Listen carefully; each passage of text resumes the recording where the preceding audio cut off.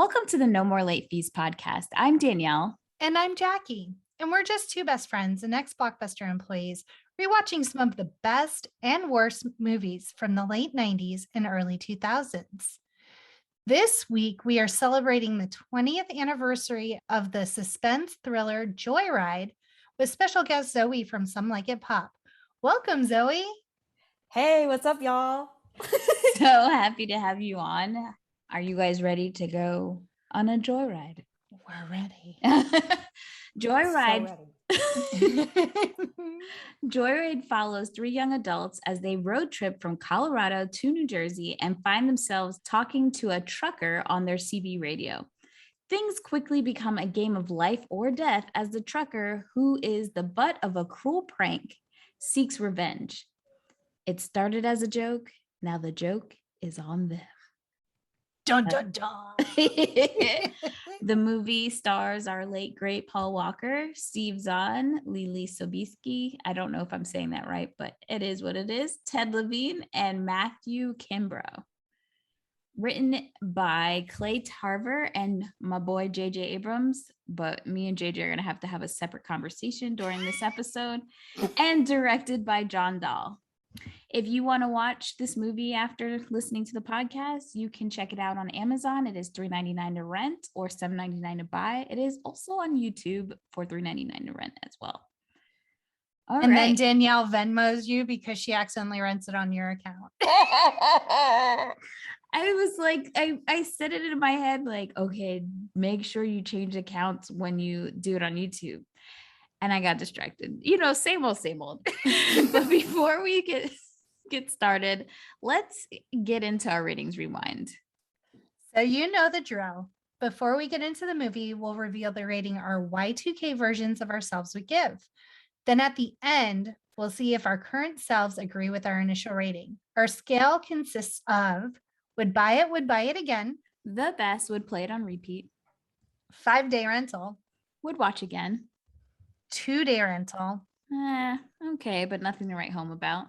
And same-day rental.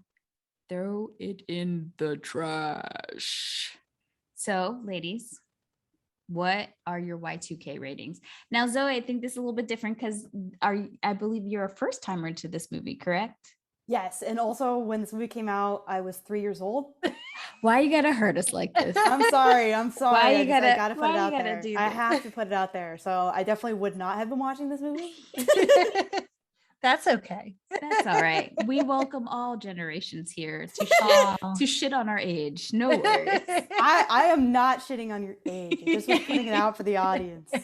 You're right, because I'm keeping you around because you keep me young. You know, As I said, I've now deemed myself as the resident young person, a la Pete Davidson of SNL. I am the resident young person of the No Late Fees podcast. And our producer, Serena, my sister, because if she hears this, she might kill me. So yes, Serena, you are always numero uno. All right. So for now, we're going to have to skip over Zoe because this is our first time. Jackie? I'm pretty sure I own this movie. Of course you do. For me, I don't remember much. Shocker. It was a 2-day rental. And I say this because I know the movie existed. I know I saw it. That's it. 2-day. That's it. Fair enough. All right. Let's get into it. So just to set the scene, I did some research because there wasn't a ton of like cool facts about this one. So I dug a little deeper and I found out that the script for this movie was written by my boy, JJ Abrams and Clay Tarver. And they allegedly based this on a true story from 1984, where two friends were on a road trip and they stood up to an abrasive trucker in a bar, only to be stopped by the trucker during the rest of their road trip. The discovery of a rusty nail stuck in their tire after they spent the night in the motel was the inspiration for the name Rusty Nail, who we know as our boogeyman in this movie, which I thought, that's interesting. That is but interesting. the movie had a budget of $23 million and Where? yes, Where was this budget? No don't clue. know. And it made $21 million US and $37 million worldwide. I mean, they came out ahead. Yeah. Hey, it's better than some, but I don't. Yeah. Yeah. So I did some math because She's been mathing. rare, never happens. I don't do math. I'm gay. I don't know math. I don't know numbers. Like it's not there. But I was like, okay, when did Fast and Furious come out? Same year. And it came out, yes, it came out like June. And this movie, I think, came out like probably September, October, I'm assuming, right? But yeah, because I had to look because I was like, listen, if there's Paul Walker in a car, like I'm in. Yeah. Like that's how I knew. I was like, I'm game. Like I unironically love the Fast and Furious franchise. Yeah, same. It's a staple. Listen, Yeah. everyone's family. We got Vin Diesel. We got everyone. Like, you know what I mean? Like it's just a good time. Like I just need to see people driving fast cars. Yeah. And we don't know why people keep trusting them over and over. Let's start. Where do we start with this wonderful Okay, movie? so the opening credits I also made a note. are fucking weird. Okay. So my roommate watched like maybe 20 minutes of this with me. And I literally not even a minute into the movie, I paused it and I was like, this looks exactly like, the opening sequence looks exactly like the piracy, it's a crime PSA. Where it's like, you wouldn't steal a car. Like it looked, so I had to like look it up and I was like, this looks exactly like it. I couldn't, like the font, everything. It just looked exactly like I it. hate Just when like blurry, like cop car flashy lights. There's like weird audio that kind of like you tune out, but it's like police chatter and stuff. Like it just makes no sense at all. doesn't. But when we do finally see Paul Walker, he is on the phone and he's and it did give me the vibes because it's like you don't see anybody on a real old phone anymore. And he was caking, as we like to call it, with the girl on the phone, cheesing from ear to ear because he's really excited. And on the other end is Venna, because I was about to say Leelee. Is Venna, who apparently is his hometown hottie crush. And what my first note says, which she friend zoned him. Yes, she did. So they're not together, but he is trying to get his in. And I like how she like slowly says, oh, by the way, I broke up with my boyfriend. Oh, word? You're free? Oh, word. Let me just drive like across the country. That was the second note I made of who named these people. Right? Absolutely. Like Lewis, I can get on board for Fine. like whatever. Then we have Venna, which I spelled Vanna until halfway through the movie. Then I realized I kept going Venna. All I Vanna? kept thinking about was varicose vein. I don't know why. Okay, for the rest of the She's episode, varicose vein. she's varicose vein. Everybody, welcome to the stage, varicose vein. That's her CB handle. Is Yes! varicose vein. Oh my god, I was saying for like a drag name, but that's also like. But I couldn't get over Fuller.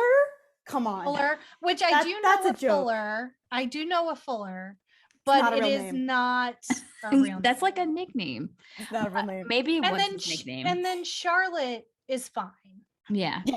Yeah. Why? But it was like, why these names? What happened to a good old Brad? Right? A Tina? John. Right. I want to know why she's just in her underwear with Because beads. because of course. What are women in like slasher shitty horror movies if they're not in their underwear or like braless, no shirt on? What are they? Oh, she was that later. Well, she was braless in a tank top later too. Yeah. If I'm not seeing nipples, it's not a slasher movie. Did it even happen? Was this a real movie? I saw no nips. Right. Meanwhile, I'm sitting here in my men's Grogu MeUndies sleep shorts, and they have pockets. And I'm in my glorious muumuu from the Myrtle collection. So I'm in my uniform, which is always a sweatshirt and like black workout shorts, even though I don't work out. Yes, I love that. I used to love just sitting in my underwear playing with beads and talking about how I broke some man's heart. And yeah, the beads were weird. Legend. So Venna tells Lewis. I was gonna call okay. Venna tells Lewis that, oh, it's such a shame because I'm so heartbroken for breaking some man's heart and I just need some time to just think things through. I wish I could go on a road trip and I had a car. And he's like, I got a car. And he kept looking at this plane ticket. And I said, Lord Jesus, it might have been a few years ago, but there's no way a plane ticket equals enough money for a car. Danielle, he bought a beater. For a car. Like, how much was that plane ticket, Jackie? Like $200? No. If it's a refundable, they're more expensive to begin. Listen, I would say conservatively that ticket was worth at least $500, but anywhere between $500 and $700 depending on when he bought it. So did he use this magic MasterCard? That's what I'm calling it. Did he use the magic MasterCard to pay for the rest? Because this wasn't adding up for me. Okay. Yeah. I also, I did take 10, 15 minutes trying to look up how much the car would have been. I also was wondering the same thing. I was very confused. So yes, he decides. And then he's like talking full volume. He has a fucking roommate who's got finals. He got to be up at 6 a.m. He threw him the CD Walkman and told him to go about his business. He was talking to his lady. Listen. It wasn't his lady. Listen, when you're down bad,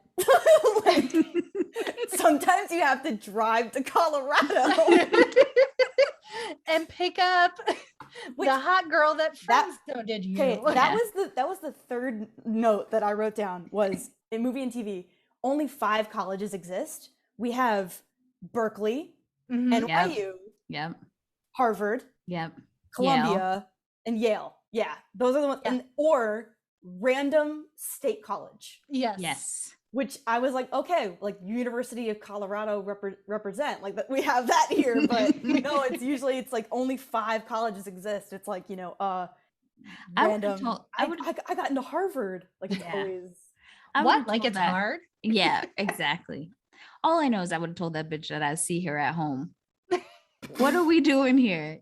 I'm not spending half my break driving to come get your bitch ass who friend zoned me. Thirsty. He needs to go get some Gatorade. My other thing was, what do you think Paul Walker's studying in college here? Because I wrote down, I think that he was an English major with a minor in business. I don't know what hotties get degrees in. He said he was there on scholarship. I'm going some sort of musician, what? A musical major. I feel like we would have saw the instrument somewhere in the car. Nah, son, he needed room for his lady. Did you just say nah, son? All right. Moving on. He's majoring in CB radio technology. Yes. Exactly. So then he has to call his mom and be like, by the way, I pawned my plane ticket. I'm driving home. And she's just like, oh, that's fine. Your brother got arrested in Salt Lake City. And he's just like, fuck, man. And so he knows, because he is in his heart a good guy. He's just trying to be do the right thing. And he knows it's going to make his mom happy to go bust his brother out of jail and bring his ass home. Although he does I'm dropping you off in Denver, which was really weird and random. Yeah, I don't know why that was the chosen location. Well, probably because he's like, I'm going to go pick up my girl and I'm leaving you here. And then me and my girl are going together. And after his brother's behavior in this movie, I don't blame him. And 100%. He should have stuck to that plan. The fourth note that I took down in this movie was Fuller sucks. Yes. Like full stop. 1,000% sucks. And I love Steve Zahn. Yeah. And he did a really good job in this role. He did. But Fuller sucks. I put, in what world is Steve and Paul Walker brothers? I mean, where's the genetic? No, look at my picture. Okay, I'm gonna move over for y'all. That's Paul, and that's Steve.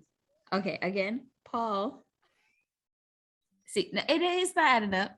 Well, apparently in this movie they're brothers, and his brother is a shithead, pretty much, like the screw up, the black sheep, hence his CB name.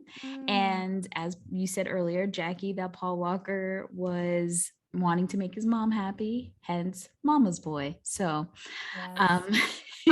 he uses a real map to drive to Salt Lake City. I put, maps, exclamation mark. There are so many like things in this movie. I'm like, oh yeah, we used to do that. When he went to the payphone in the long ago. He was at a payphone. I was like, oh Lord, that happens. Things are happening. Yeah.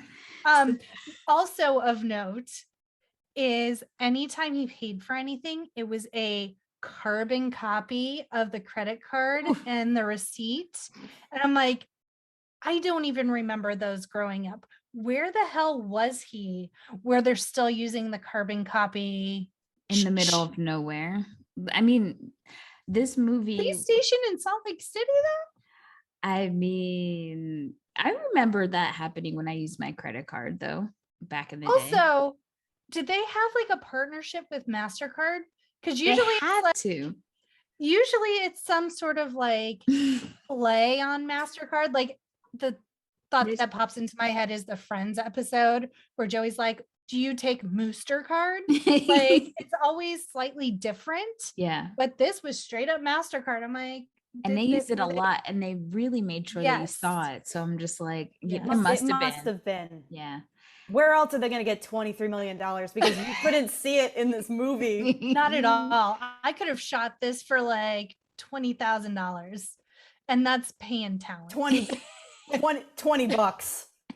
I'm just saying, like. And on my iPhone. And it definitely wasn't locations, because they filmed in Nevada and Utah, and they were in cities and towns. I'm not even making this up, called Battle Mountain, Fernley. So funny story. I know where Fernley is because my mom almost moved there. Oh. She decided to move to Dayton instead. But like that Highway 80 in Nevada as well, that like you turn out of her development onto Highway 80. So I'm like, oh, I know where that shit is. Middle of nowhere. Oh, it's 100% the middle of nowhere. The town my mom lives in Nevada, one stoplight. Stoplight. Hell to the no. Wild Mustangs running across the highway. Oh my God. And like stopping traffic. We see Lewis bailing Fuller out of jail. Fuller never stops talking in this scene. And I'm like, I'm already done with him.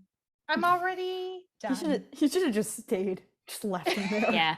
I would have paid his bail and been like, okay, I'm on my way. Like, there's no need for me. You go fix your life. You haven't come home. Well, and he didn't really offer him a ride home. Fuller just assumed, oh, you're taking me home. And like, yeah, that is Lewis true. Just can't say no. Yeah. And then they get into the car and they have a conversation, and he kind of tells him, the thing is, Fuller's not stupid. He's annoying, but he's not dumb.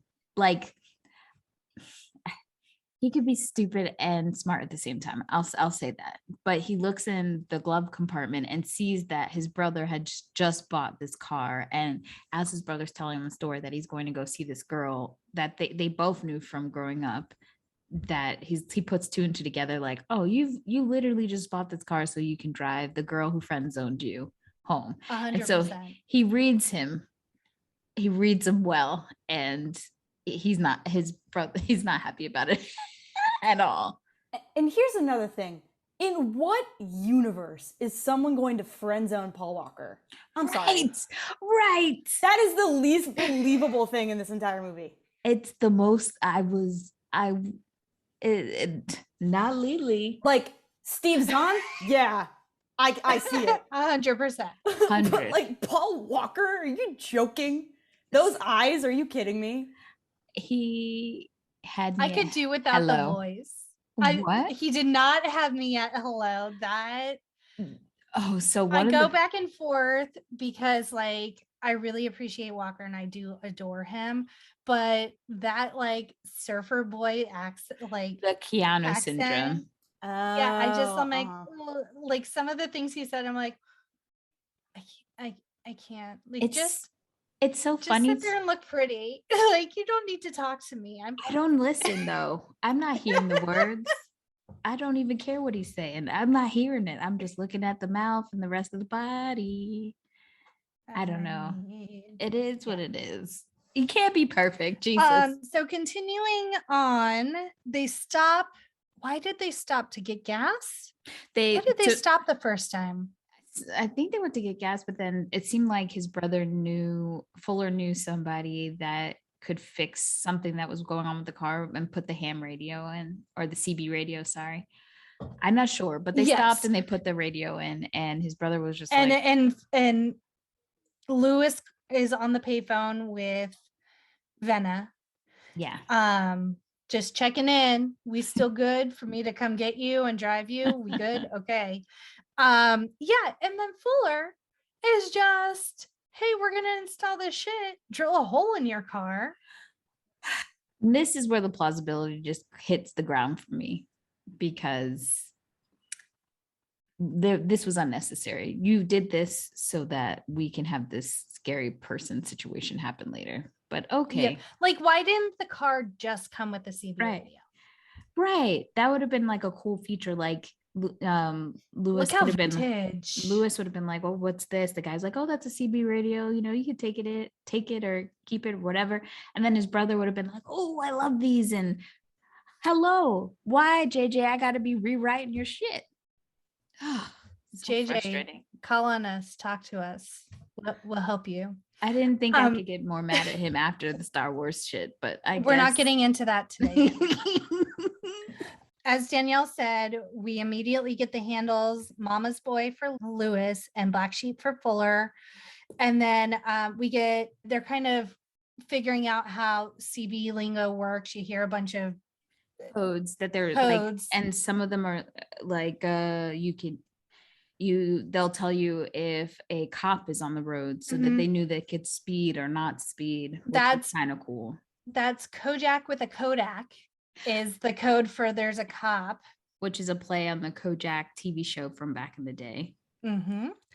And then they start messing around some more, and Fuller's like, this is gonna be funny, do a girl's voice. And so then the handle Candy Cane is created. Boo. As Lewis. Should have been Nutmeg. If you know, you know. Yes. It's so bad. Like I don't know why this was like an idea. Like, and Fuller like 100% committed, like this is going to be the best thing ever. Listen, it just was kind of like, isn't it funny when men act like women, but they know they're not women? Like it literally, like, you know what I mean? Like, and it was completely like the high pitched, like just, he did not sound like a girl. No, he did not commit. It was very half-assed. Like, I'm sorry, but I literally wrote down less than 10 minutes for misogyny. Like it was immediate. And catfishing at its finest. Yeah. Well, the other thing was that I noticed, and it was a pattern where, you know, Lewis was always being pushed into doing things. He would say no. The pattern was that his brother could not accept no. And that wasn't just with Lewis, but it also happened with Ventilator, and we'll get into it. Yeah. And Fuller became physical if he told him no. He was always punching him and like punching him fucking hard. And Lewis is just like, dude. And I'm like, Paul Walker, I know it's Lewis, but Paul Walker, you gonna let Steve Zahn pull up on a bitch like this? I was not having it. I'd be like, get in the trunk. Yeah. Like, you either get on the side of the road or you get in the trunk, because you're not going to be hitting me while I'm trying to drive my new sweet ride to pick up my lady friend. Oh boy. So then this conversation arises. They kind of do this role playing where it's Candy Cane and then Black Sheep, and they're going to meet up later. And it's all like this weird romanticized conversation. And then we hear Rusty Nail get on, voiced by Buffalo Bill himself. And if you don't know who Buffalo Bill is, he is the very scary person from Silence of the Lamb. Yes, Ted Levine is his name. And so he gets on, and kind of his interest is piqued when he hears that Candy Cane is rendezvousing with Black Sheep later. And so it kind of turns to, hey, let's get him to meet up with us. It'll be funny, haha, type thing. Yeah, they lose connection with him, with Rusty Nail, as they're like playing around with him. They go to a hotel, and as Lewis is sitting in the car and he hears Rusty Nail come back on while his brother is having a really bad altercation with this absolute asshole racist man who is like just railing on the night manager of this motel. And so his brother gets back to the car and sees that Rusty Nail is back on, and he's like, oh, this is great, let's talk to him. And then he gets it in his head that, oh, you know what we're going to do? We're going to tell him to come to this hotel and give him the number of the jackass I just interacted with and play a joke. I understand wanting to like go after the racist asshole, but what I never understood was like Rusty didn't do anything for you to like. What did you think was going to happen? He's going to show up at this person's room and then be embarrassed, and you get a laugh at like it. Yeah, because it really wasn't going to do anything to the asshole guy. He was just going to be like, in theory, it should have been like, oh, I'm sorry, you have the wrong room. And that's the end of it. Yeah. Whereas Rusty Nail would have been the one embarrassed because he was catfished. Yeah. And I just don't get, like, he did nothing wrong. Yeah. After that, he went bad shit, but there was no catalyst for them to pull this prank on him. I feel like this movie, this part of the plot at least, would have made more sense if these were like 15-year-olds. Yeah. Because it feels not like grown men. Right. Yeah. It feels like something a bunch of teeny boppers would do and then reap the repercussions of them trying to play a prank. That not grown-ass men. You know, when we meet, you know, this like racist man, whatever, it couldn't just be, wow, this guy's a piece of shit. It had to be this fat fuck. Like, like, I was like, do we really have to? Like, I don't know. It was very much just like, oh, we can't only just be like, wow, this guy sucks. We have to be like all fat phobic about it. Like, it was a lot. And I mean, it was hard to believe Fuller parks in a handicap spot, acts handicapped to walk in. He's gimping it, as he said. And then he's offended that this guy is like being racist. Like it seemed out of character for Fuller because you're already full douche. Right. And now like this is the line you draw, but the line you go and be fat phobic about like the racist asshole guy. Like it just didn't feel kosher. Right. Like if Paul Walker would have been the one. Yeah, it would have made sense. To be annoyed, where it's like, oh, all of a sudden Fuller's like a champion of the people. Right. Like... Well, I think the writers had to figure out, okay, so we've made him such a dick. He's done, you know, he's gone against, you know, disabled people. He's been fat phobic. Let's make him against racism, because you know that we get a pat on the shoulder for that one, and it's fine. But at the same time, let me not say that, okay, that was maybe there's two people of color who actually had a one word or a line of speaking. why bring up this guy's racism? Racism is bad, but yet you have no real characters of color in your movie. Absolutely. And again, just it seeming like, just from what we know so far of Fuller, it didn't make any sense. No. Fell short. He's an absolute douche. And they also told Rusty Nail to bring a bottle of pink champagne with him. So unnecessary. Why are we wasting champagne? Because obviously women would want pink champagnes. It's pink, right? Yeah. So they see Rusty Nail pull up, and somehow they got the room right next door to room 17 where the asshole lives.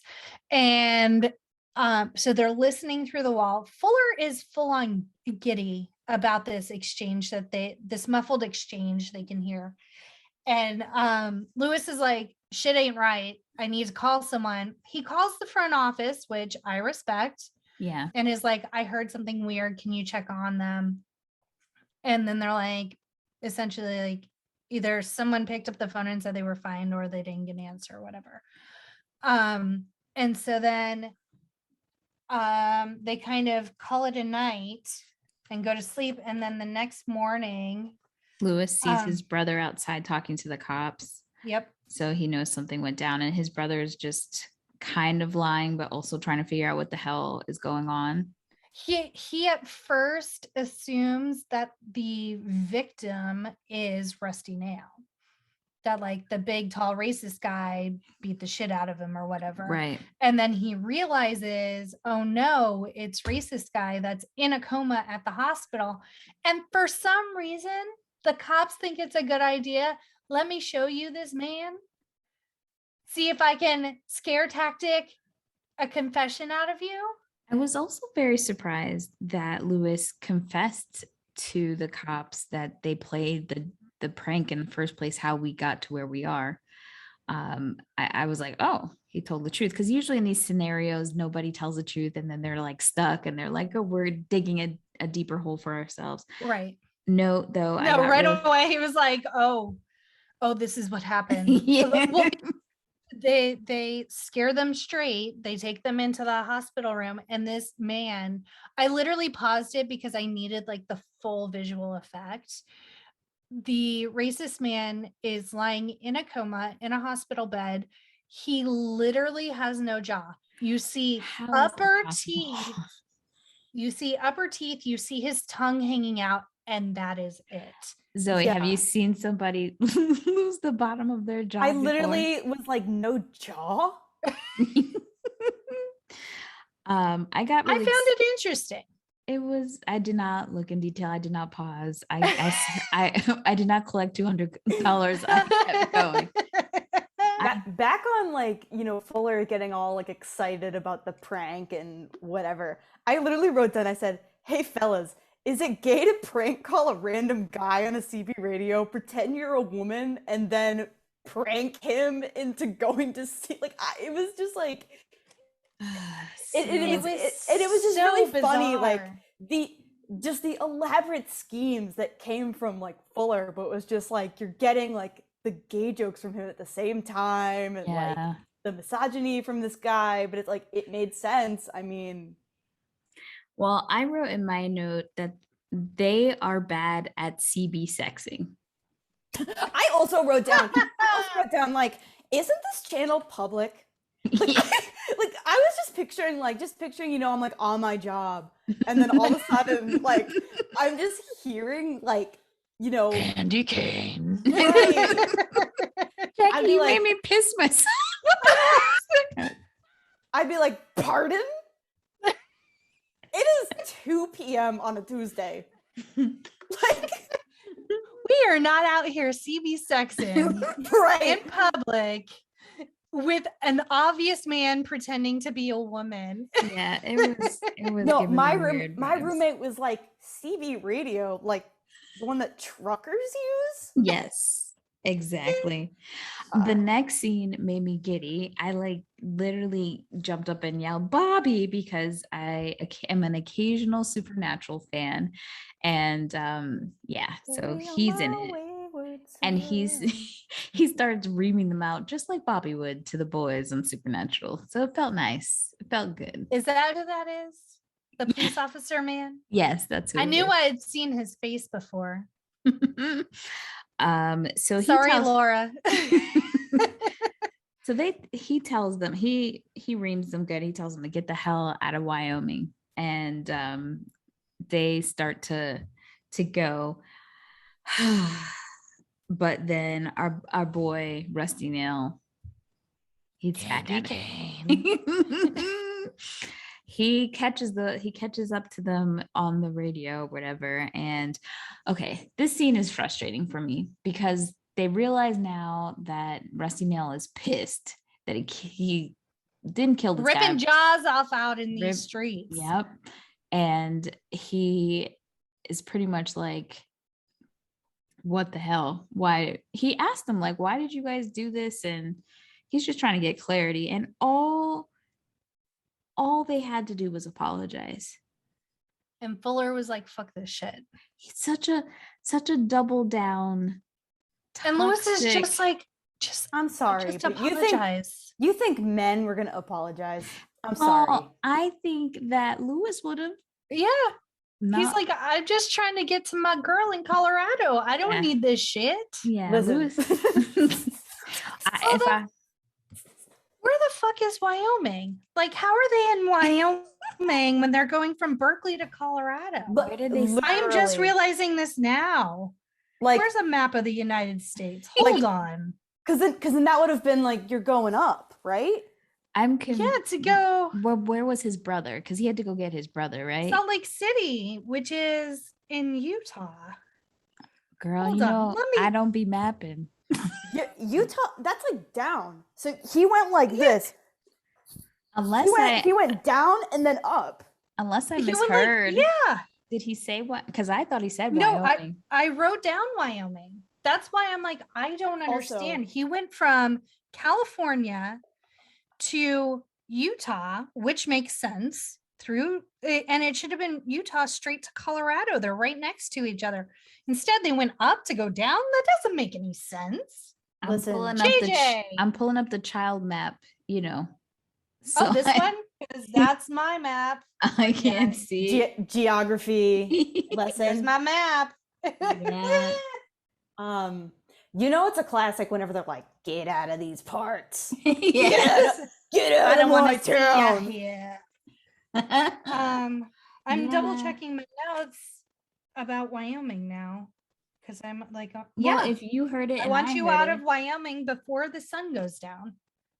Okay. I'm so fucking confused. They were in Utah, and where were they going? To Colorado. So why would Colorado? Right. So maybe they were in a part of Utah. Okay, the only thing I don't know where Salt Lake City is, but I'm guessing is where that big lake is. And I feel like maybe you might cross into Wyoming as you're trying to get down to Colorado. Okay. Hold on. Let me do Salt Lake City too. I'm just going to do Denver. I'm assuming it's somewhere around there. Well, you look. We're doing a deep dive. Yeah, continue on. It's fine. So he's asking to apologize. Fuller doubles down on his like douchery and says, "No, hell no, I'm not apologizing."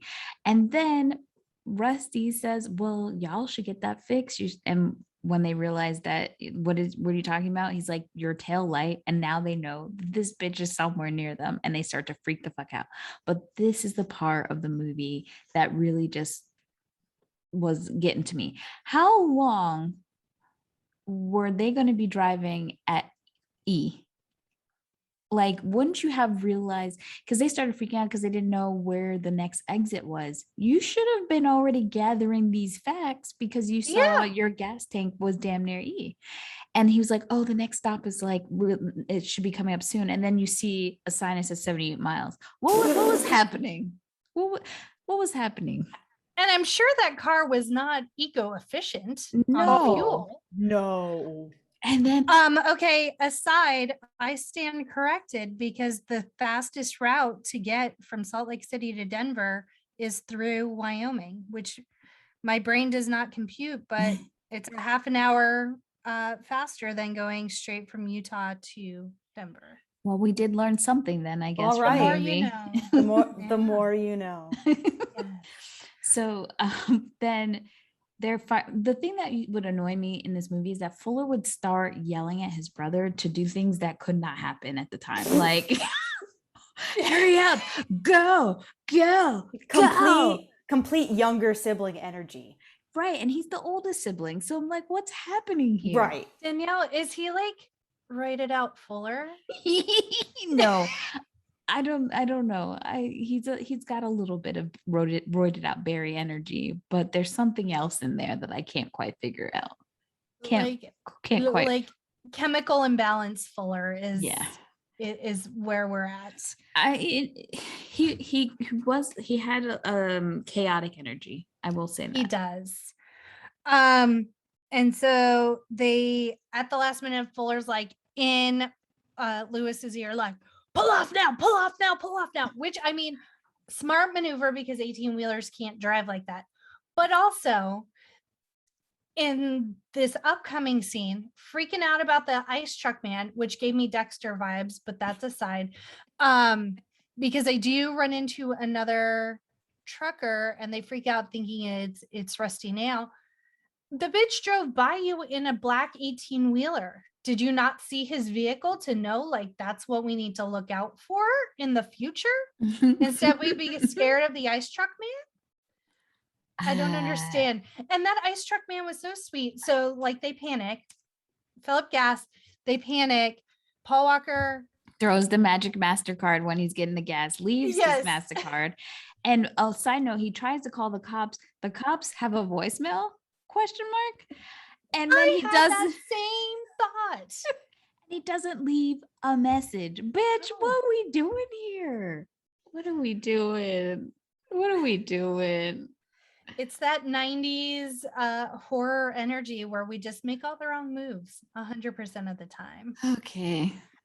So they hop in the car, they're panicking, they don't notice they're going down a dead end drive, headlights behind them, and the headlights that they used in the movie were actually like aircraft lights, I think. Oh, that would make them hella bright for sure. Yes, aircraft landing lights for extra brightness. And so is that where the $20 million went? Yes. Headlights. So then they get stuck and they're like trying to turn around, and the ice truck man kind of blocks them in, and then he's like, hey, you forgot your credit card. He's a nice guy. His wife hates his mustache. That's where we're at. And so he gets back in his truck because he's done his good deed for the day and is like getting ready. He's backing up down the dead end area. And poor ice truck man gets just plowed through by Rusty Nail's 18-wheeler. And so now Lewis and Fuller are panicking again. There's lots of panicking in this movie. And then they're trying to like evasive maneuvers, somehow get stuck on the world's largest tree root and can't like drive over it. I'm like, someone get out of the car and push. Like, and this is where Fuller is like, come on, start the car, move. And he's like, are you in this car with me? Like, come on. I'm trying my best. This car is very low to the ground and I can't get over this giant ass tree root. This isn't Fast and the Furious. That is a different franchise. If we were in Fast and the Furious, they would be flying over that tree and like doing like a whole like 180, like it would have been a whole thing. But this is the wrong franchise, pal. I'm just realizing when the 18-wheeler plows through the ice truck, my brain registered why are there packing peanuts flying out of that truck? It was supposed to be ice. So this is the second horror slasher thriller movie that we've seen where ice is not ice. So, and I know what you did last summer, it was Jello or something like gelatin, that. yeah. Gelatin. And now we have packing peanuts. Okay. At least gelatin. Probably, I'm assuming at first glance you'd be like, all right, but like packing peanuts, they're like white. So like, I'm gonna have to rewatch that again, scene because I'm like, that's where the budget is again.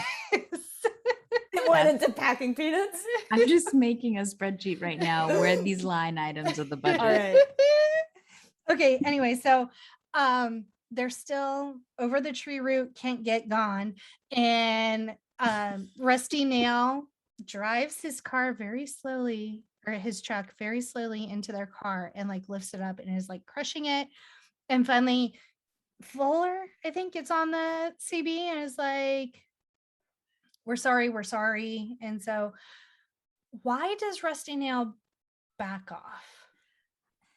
Is my question. He had them pinned. He could have killed them and movie over. Instead, he's like, oh, no, you're sorry. Okay, cool. Cool. Peace. You gotta fake them out. I have a reenactment. Oh, please. Ring. Hey man, I got these fucking kids. I need your help. How do I handle them? No problem. You called the right guy. Me and my hook are ready to tell you. How do you torture a bunch of idiot teenagers? You play with them and you go after them, but then take a step back and don't kill them right away. And then keep doing this a few times over and over again. Okay. It is thanks, like bye. it is like the Barry chase scene and I Know What You Did Last Summer. Yeah, and I Know What You Did Last Summer. This man plays with these kids like he's an animal and their food, and he's playing with it pretty much. And it doesn't even make any goddamn sense. He like waits to kill them. I don't understand. Get the job done, you know? Yes. And so he backs up and he's gone. So they're like, cool. We avoided that situation. And we see them the next day. They're getting their taillight fixed. And I guess like dents hammered out. I don't know how that car was still drivable. It had a broken windshield. It was crushed on one side. And you see like minor scrapes on the side of the car is the only damage that I would have had too much PTSD. There's no way I'm still driving on this road. I'm fucking getting on that plane and telling, bitch, I'll see you at home. I'll take you to the Olive Garden because we're family. So now we're in Colorado. Taillights fixed. We're picking up Vanna. We're picking varicose up veins. Varicose veins. Her roommate for next year in her tiny little Beamer. Why couldn't Vanna get a ride home from her? Well, I guess she's going to San Antonio. She's going south. But anyway, Charlotte is like, hey guys, nice to meet you. Takes off. Fuller was thirsty. First of all, he was thirsty for varicose veins when he saw her. Yes. And then Charlotte came and he was like, move over. And again, aggressively trying to get her to come on the trip. And she's like, I'm not interested. Beat it by whatever. No means no. Fuller. Yeah. I wrote this down too. I said, Vanna looks 15. Yeah. All I get. I am not a Leelee Sobieski fan. All I see is Helen Hunt. I can't unsee it. No, she looks slightly cross-eyed. I'm sorry, this is going to sound horrible. She looks slightly cross-eyed. She has no facial expressions. And her voice is so monotone that it makes it very difficult. Yes. So disinterested. Yeah. Yes. Could not care less that she is acting in this movie. But that's how she always Paul Walker is thirsting over me. Next. Yeah. Like that's what it felt like. And I'm like, do you even want to be in this movie? Like literally. I don't know who casted this movie. I don't know either. Okay, so then Vanna's now driving. She says, thank you for picking me up. It's the nicest thing anyone has ever done for me. And then from the backseat, I will say for all of the like dick maneuvers Fuller pulls, he has some one-liners, and I can almost 100% guarantee you that is Steve Zahn ad-libbing.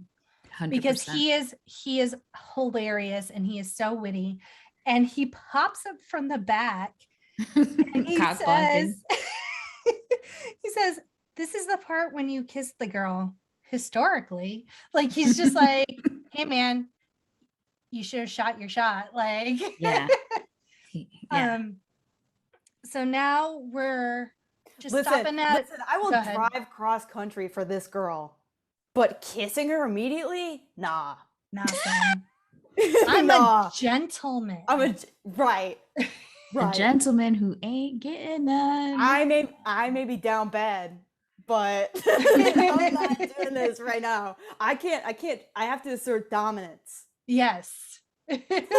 So crazy. So now we're in like a dive bar in the middle of nowhere, it seems. They're taking shots. They're getting like fucking drunk. And all I can think of is like, you still have to drive tomorrow.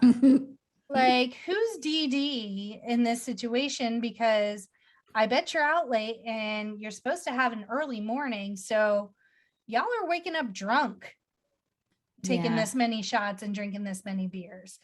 So go ahead. No, Fuller is also a known alcoholic pretty much. So why are you going to even start that situation as his brother? Like, okay, that was frustrating.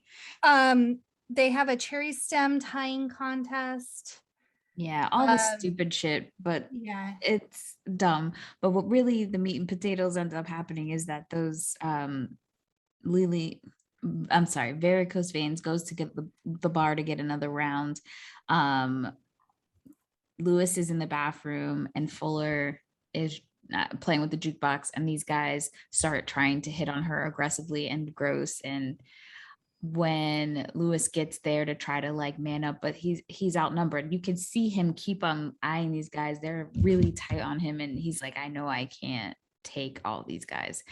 And so his brother, also knowing that he cannot even help in this situation, grabs varicose veins and is just like, let's go, let's get out of here. But he says it like, because he's like, you don't like your name, bitch, get your bitch in check or whatever. And so he comes over and he's like, bitch, I told you not to be over here. And he grabs her and they run out. And then Lewis is able to follow along. And in this time, before this period, like this point in the movie happens, I do not think that Fuller is going to try to hit on varicose veins. But then in the moment at her door, he is like ready to hit on her. And he's like super close to her.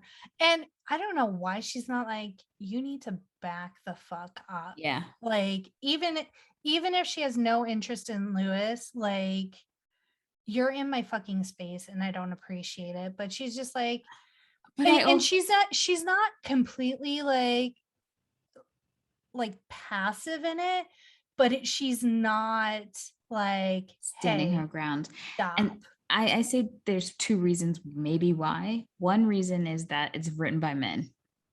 Yep. Or two, as women, sometimes it can be, especially if a man is drinking, you don't know, like she really doesn't know him very well. She just wants to get into her room. So she'll play it any way that she can just to like survive. And I think she had to like decide if she was going to be super aggressive about it or just try to like get her way in. And luckily Lewis does come, but those are the only two reasons I could see why she would not be as aggressive as she should have. So Lewis and Fuller go to their room. Lewis immediately passes out. Obviously, he's a lightweight, which I don't understand. Like, how can varicose veins hold her liquor? Like, it was just like a weird dynamic. But anyway, she does say later that he doesn't drink much, and she's never seen him drink that much ever. So I think that's why true. He's a lightweight, and she's probably been drinking crazy at college. So they're in the bedroom. Lewis passes out. I don't understand movies where you're rooming with someone and you put porn on. Like, is that a thing that dudes thought do? that too. I thought I don't know if guys do this, but I would never be like, hey guys, adult channels, let's put on some. I wouldn't even be like, hey guys, 50 Shades of Grey is on HBO Max, let's watch that together. Like, no. But like, you're thinking from a female perspective. Men are super weird sometimes. Like, that when you look at like some porn and how there are the gangbangs or the where there's like 80 of them and one girl, like to me, I think, what is this? What you got? Like you all have your dicks out right now. Straight alpha male, just like complete, yeah. Yeah.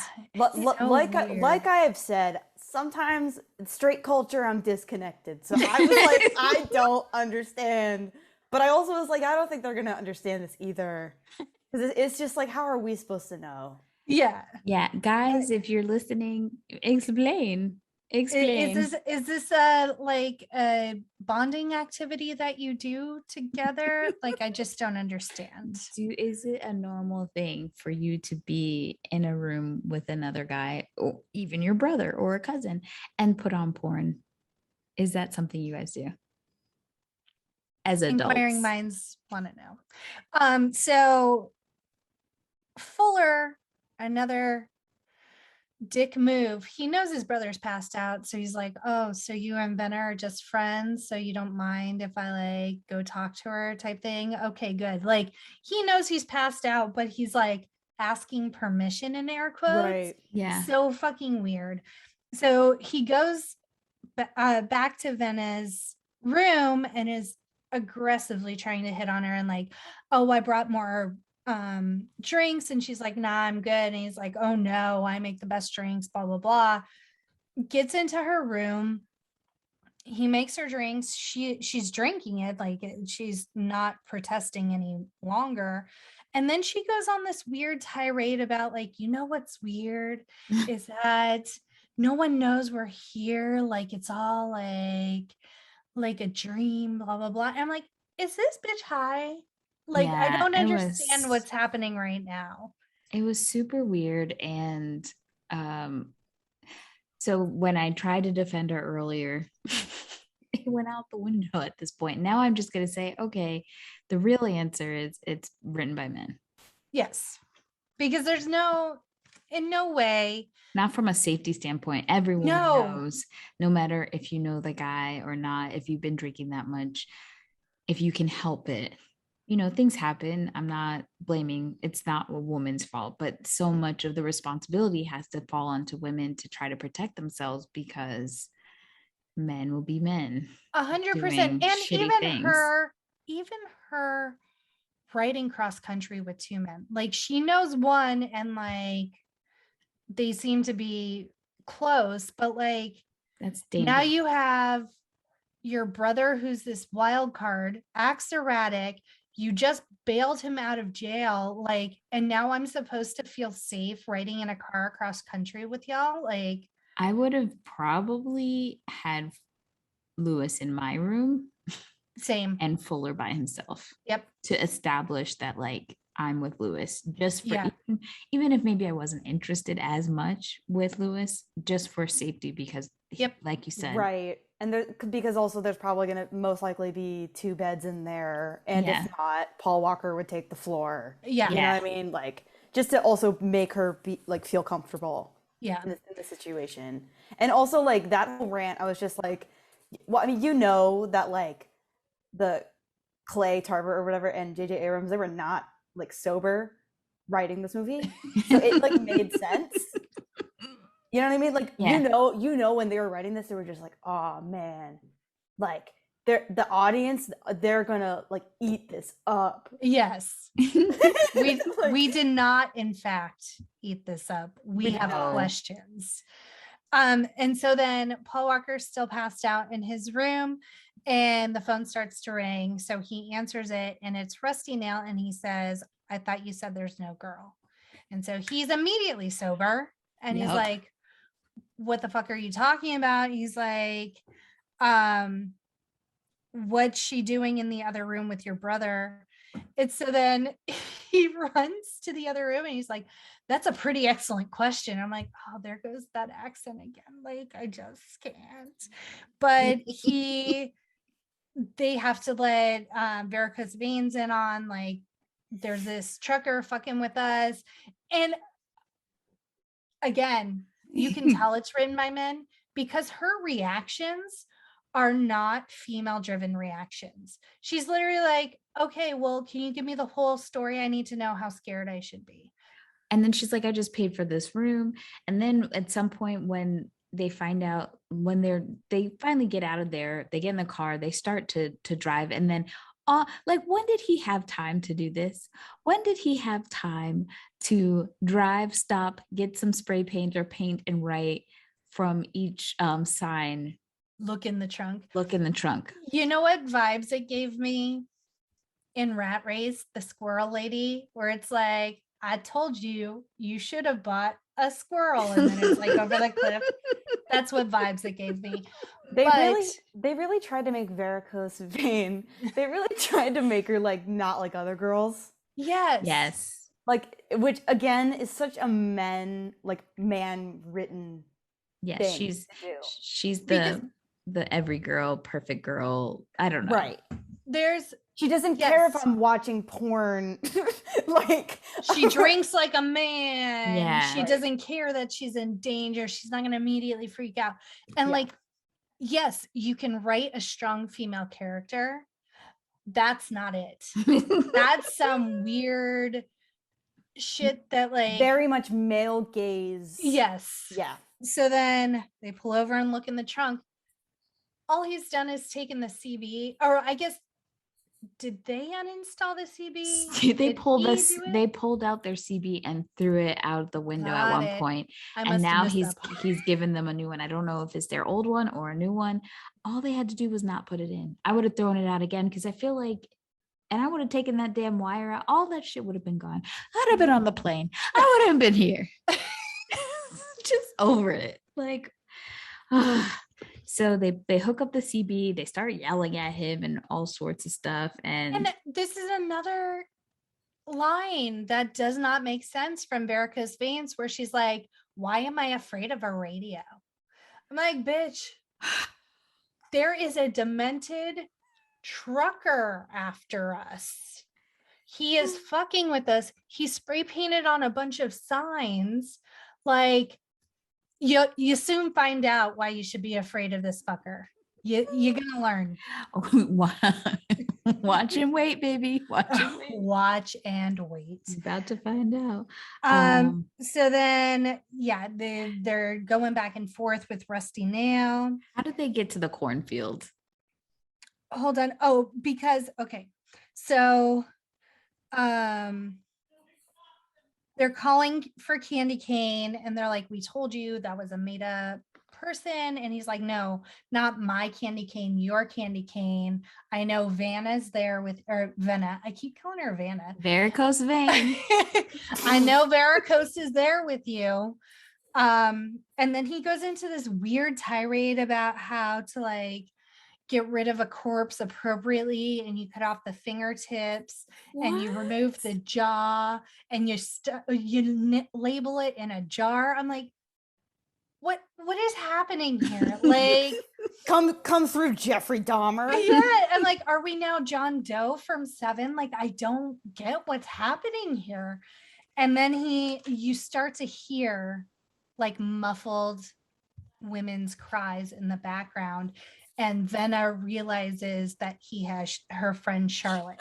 And then all of a sudden shit got real. Like all of a sudden she's ride or die. We got to go get Charlotte. Yeah. But all of a sudden I have a personality. Yes. And so he says, you need to meet me at the State Line parking lot. And there's a little diner in the parking lot. This scene didn't make sense to me. Caught a vibe. Gotta run. So weird. So I want y'all to get naked. Yes. I wrote this down. I wrote down, if we go in there, dick's hanging, they're just gonna call the police. I mean, best line of the movie. If we go in there, dick's hanging.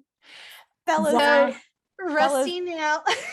Fellas, is it gay to order 6 cheeseburgers buck naked with your bro? If I can't do that, we live in a society. I don't want to live on this earth anymore if I don't walk into a roadside diner naked and order half a dozen cheeseburgers. I don't understand why he wanted them to order that, but also why did varicose veins stay in the car? Was that a part of the rules? Yes, she had to stay in the car, and so Lewis tells her, keep the car running. If shit goes down, if anything happens, honk the horn and peace out. She follows rules because that's what happens. So they go in, they sit at the counter. The waitress is unbothered. She's like, you want fries with that? Like, she like, could care less. This is a Thursday. Like typical shift, like literally. We do get to see Steve Zahn, Paul Walker booty. I appreciated that. Which probably saved it a little bit, this movie a little bit. Yeah. You know what I mean? I was like, okay. I'm like, all right, I see what you're doing here. I wrote down, because my roommate was like still watching this movie with me, and she said, this looks like it's a hazing thing. And then 2 minutes later, the like restaurant worker says, like, is this a hazing? Like, yes. Like it looks like it's like a frat, like they're rushing or something. Yes. So Rusty Nail, like his explanation is like, make you as embarrassed as I was going to that hotel room. And I'm just like, it's not the same thing, Rusty. Okay, I wrote this down because he says, now they know what it feels like to be the brunt of the joke. Like, did they think it'd be too on the nose for him to say now that they feels like what it's like to be the butt of the joke? Is that why he said the brunt of the joke? Yeah, I don't know. That's it's odd.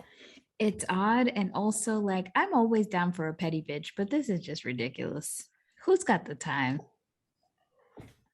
Yeah, because where is he where he can even get enjoyment out of? Right, he can't see what's their happening. Humiliation. Listen, Rusty Nail is a kinky fuck. Like that's just what it is. He can't CB sex for shit, but he needs his candy cane. He needs to do bad like CV sex. Yes. Like over the radio, and he needs to see Paul Walker's ass. Like that's literally what it is. Ass and knocking jaws and cutting fingers. And he loves him some saran wrap tape. Yes. All of those getting bitches taking names. Yes, pretty much. And so now varicose veins, honk honk, peace out, because Rusty comes over the CV, starts talking shit. Now Lewis and Fuller are stranded, so they have to hotwire a car to kind of find her. They finally find her on the side of the road next to a cornfield. Avi, it's a horror suspense movie. You need a cornfield. Where's Malachi? Yes. Malachi. He who walks behind the rose. I was expecting little blonde, blue-eyed children to walk out, and I was like, I'm out. This just turned into a completely different movie. Would have saved it. I'm just saying. 100%. So apparently Rusty Nail in his giant ass truck is hiding in the cornfield. I kept on thinking of that truck from Cars. Tomater. Yes. That's all I kept thinking about.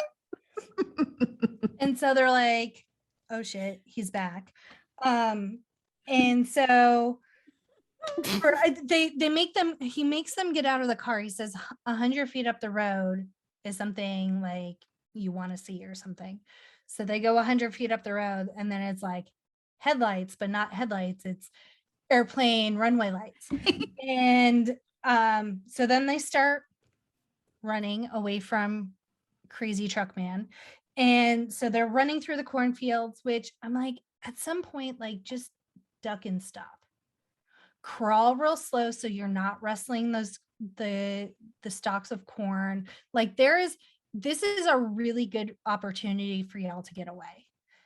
Like you just got to be slow and methodical. Don't let him see any movement in the corn. He won't know where to fucking find you. Right. Unless he takes the airplane lights.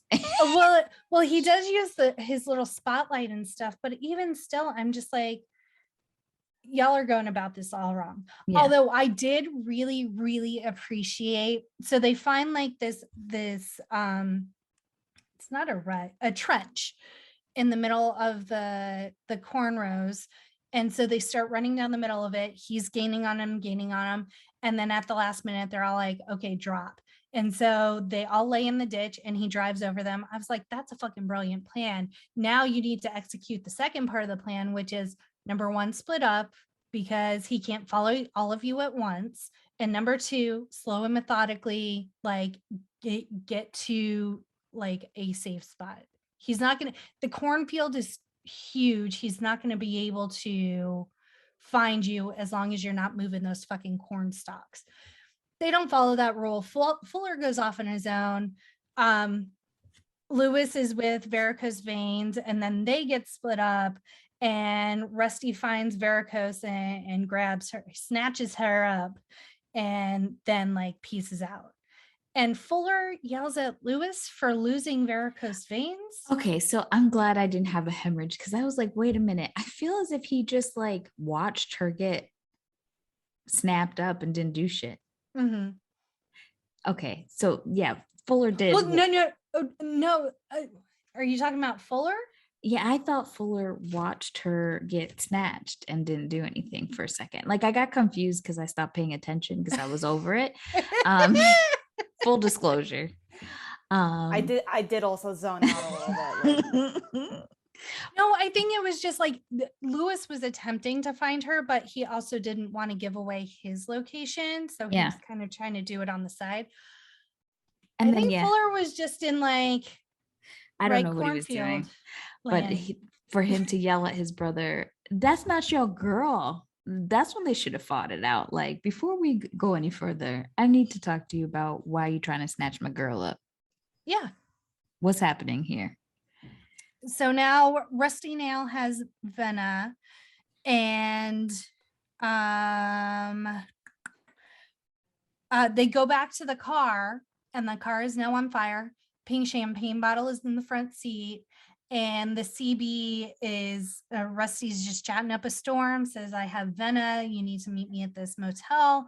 Or he said a motel in like the next town. He's very vague.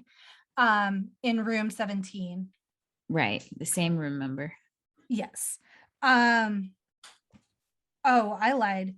This is when they hotwire the car. How the fuck did they get to her? Oh no, earlier. No, they. Oh yeah. The car burns up, and so they can't use the car. He tells them where to go. They go. I'm guessing they go back to like the diner area, wherever they were, and they find a bar. They hotwire the car, and then they go crazily looking at. There's like a million different motels or whatever, and they finally get to the last place and find where she is. But the way that he's got her all rigged up. So yeah, they have he uses saran wrap or like a plastic wrap type situation to wrap up Venna. He nails the chair to the floor, which I appreciated because that's like always the first thing is like they knock the chair over. Yeah.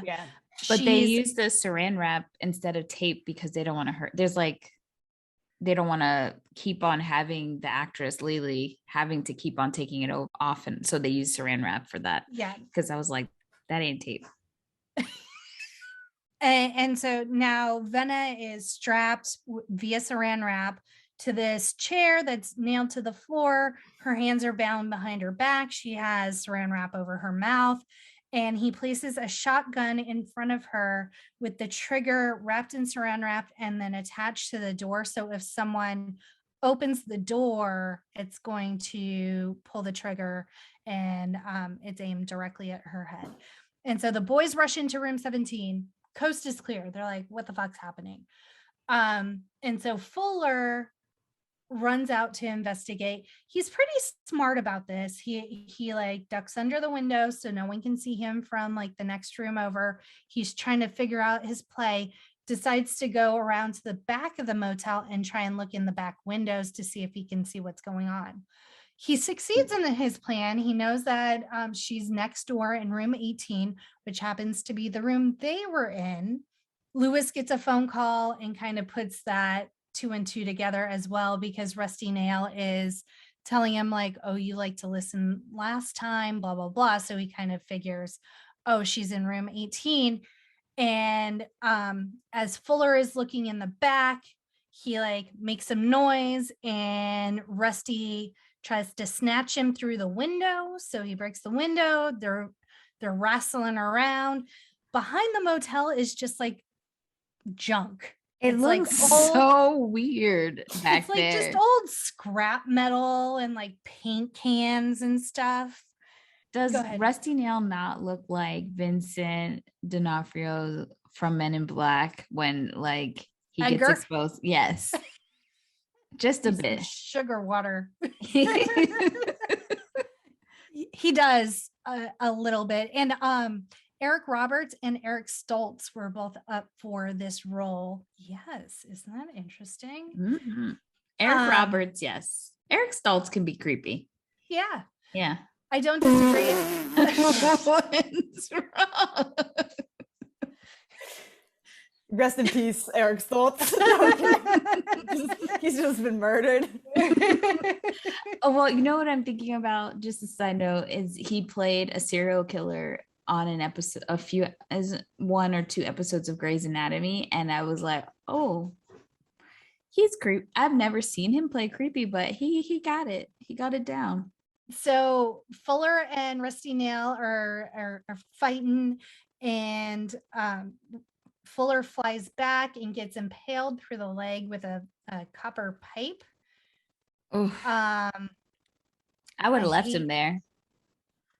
I hate shit like that. Like I don't. I'm fine with like stabbing, whatever, anything that resembles like a fish hook in any way, because I have an irrational fear of fish hooks. Like I just can't. Didn't know that. Oh yeah. So Fuller is impaled through the thigh. Oof. Rusty is like, and oh no, I guess it's prior to him getting impaled through the thigh. Rusty Nail has him kind of in a headlock, has his mouth covered. Yes. Because Lewis is trying to get into the door.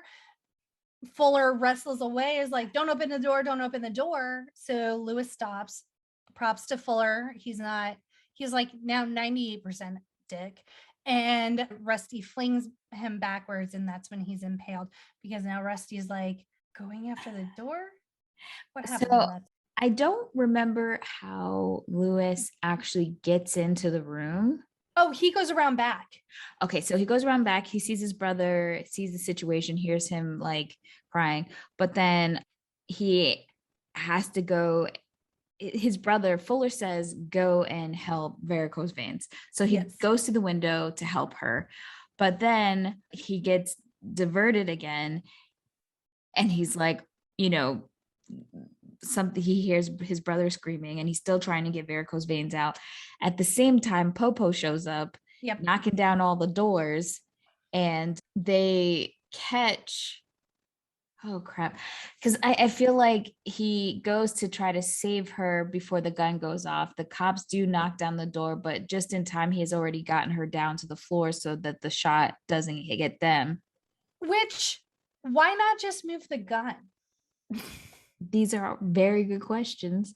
Why are you trying to yank nails out of the floor when you could just like boop? Even if the gun goes off, just like move it, like hit it to the side.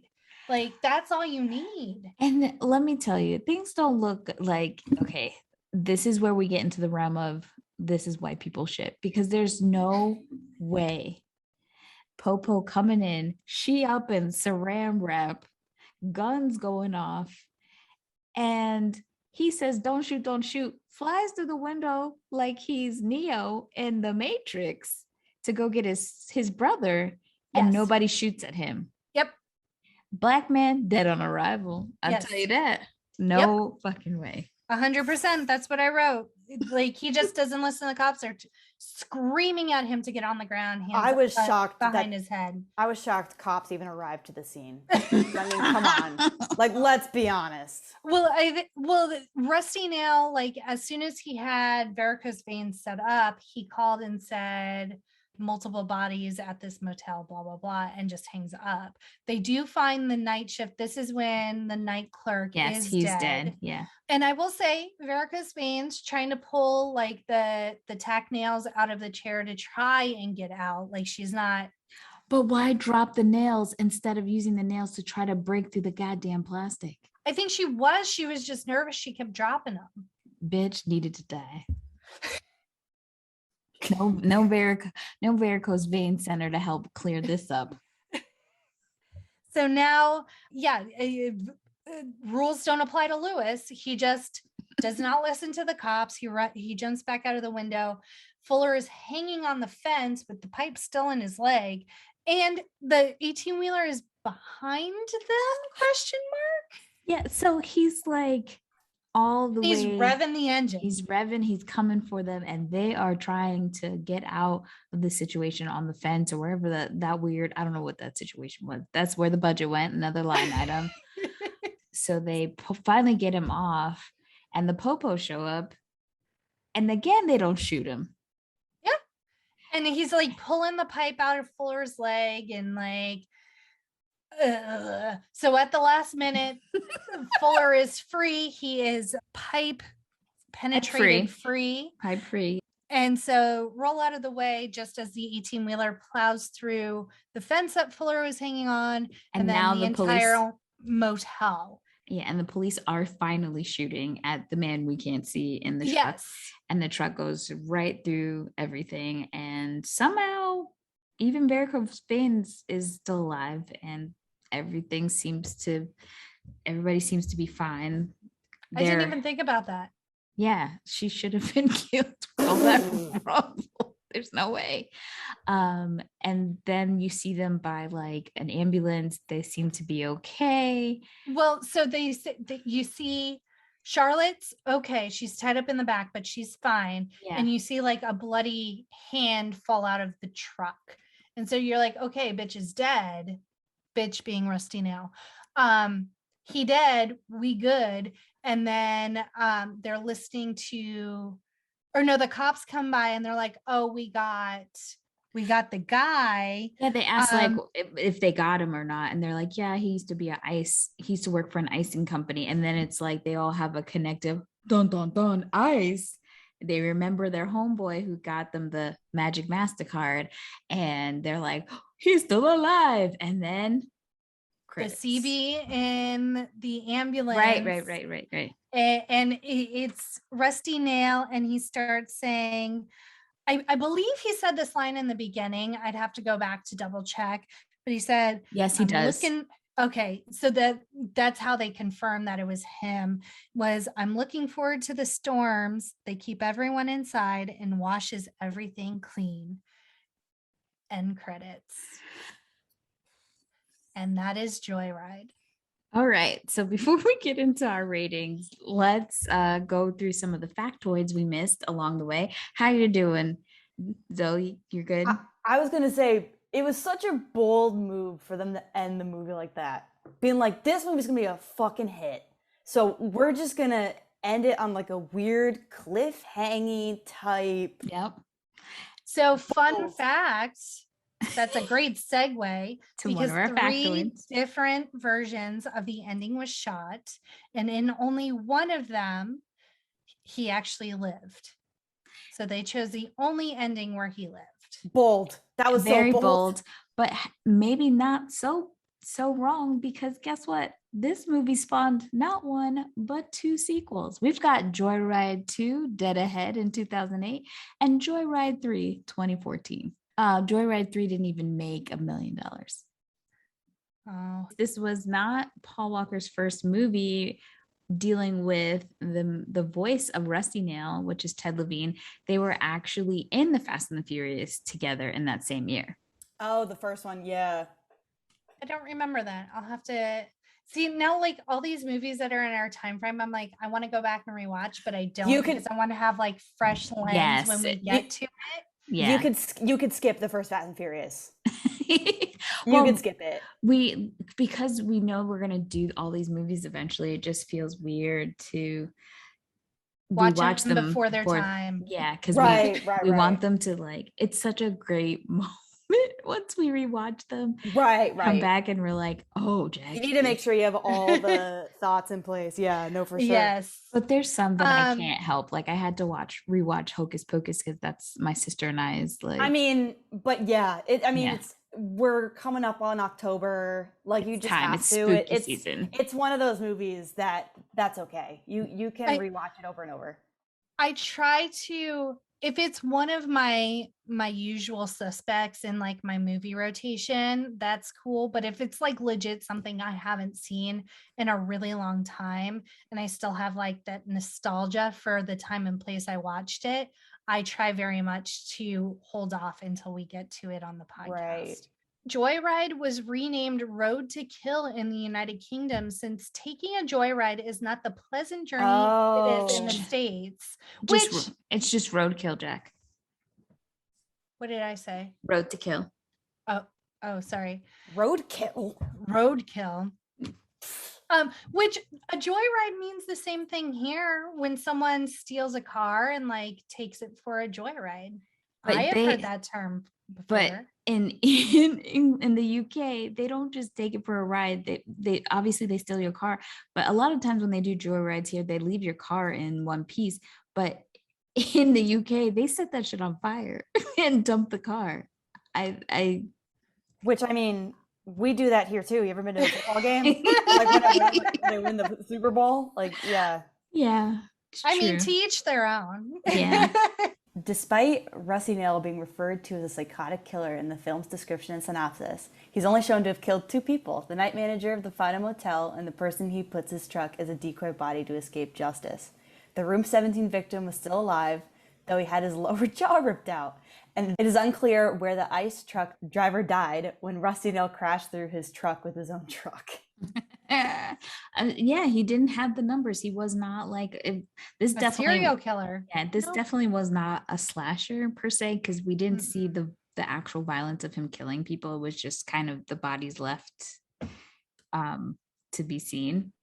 Something I thought was interesting was there were about 3 references to Terminator in this movie.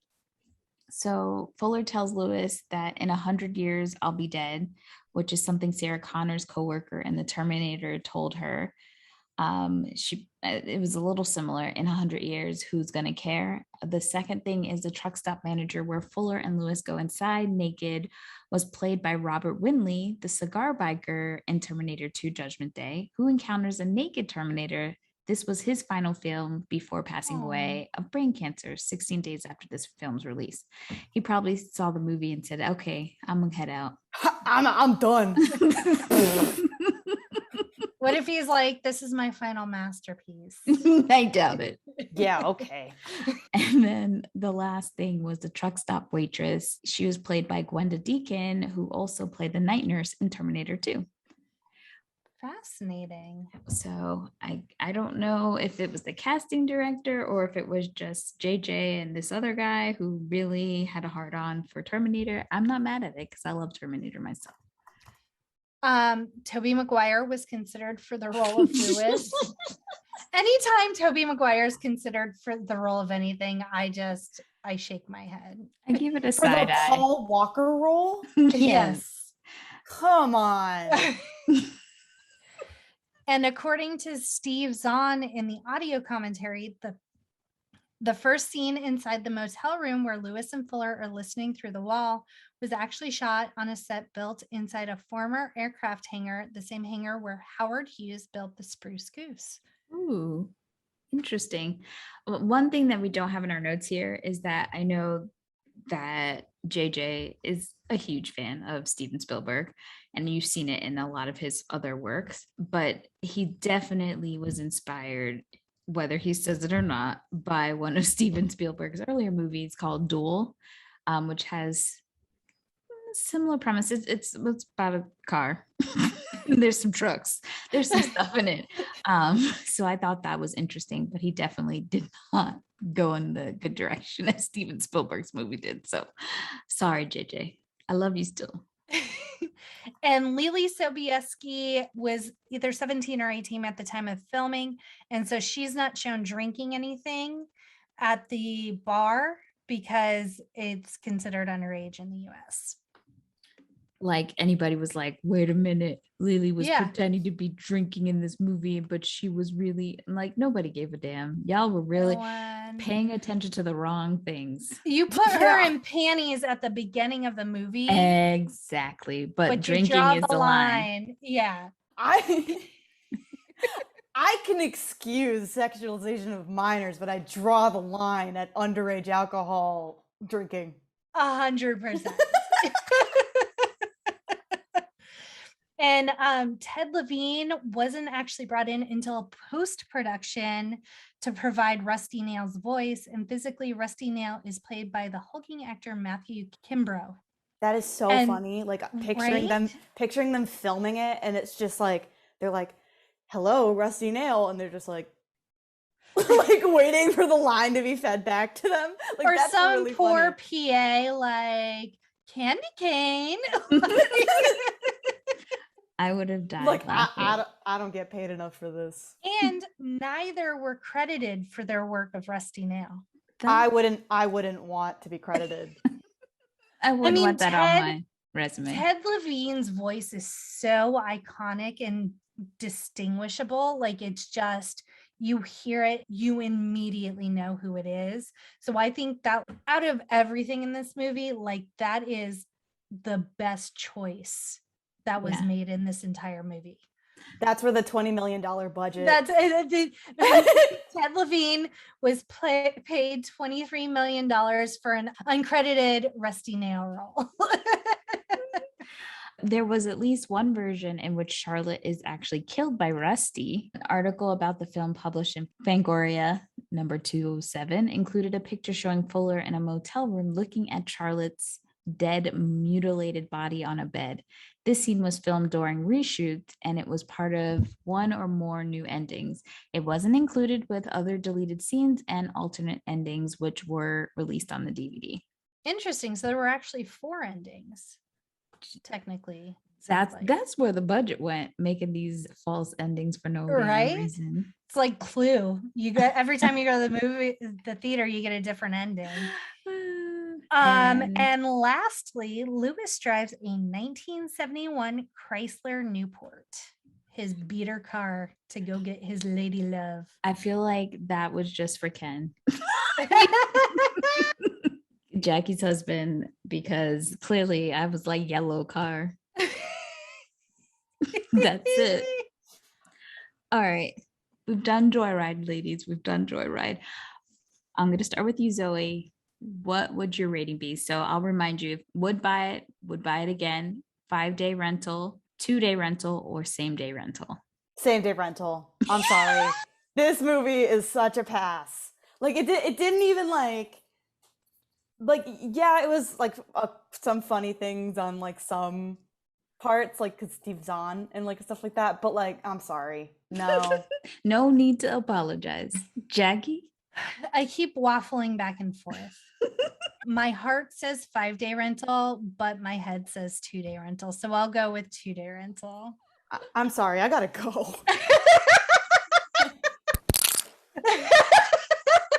Zoe has left the building.